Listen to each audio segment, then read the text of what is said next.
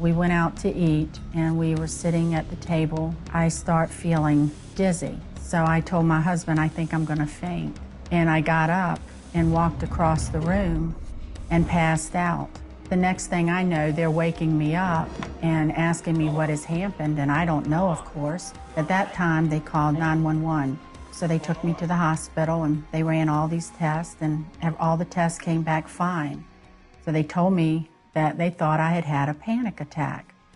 After about 2 weeks, I was laying in bed one night and my blood pressure started going up, so we called 911. Well, on the way to the hospital, my blood pressure goes so high that I stopped breathing. And at that point, I thought for sure I was dying. And I prayed to God, please forgive me for my sins, because I knew I was gonna see him. They took all these tests and everything came back fine.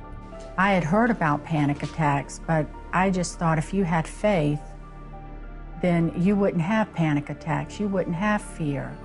And I started reading my Bible, I started praising God. I would still have panic attacks. I would still be so afraid that I was gonna die, and I would just be up at nights and just walking the floors and praying to God, please don't let me die, please don't let me die. And this went on for about a year. I started watching 700 Club religiously, and I would listen to Pat and Terry and Christy talk about hearing a word of knowledge.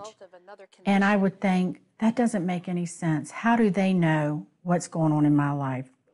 And this one night, I am watching 700 Club, and I hear Christy say, the Lord is also healing someone with anxiety and panic attacks, so much so that literally you can't take a full breath.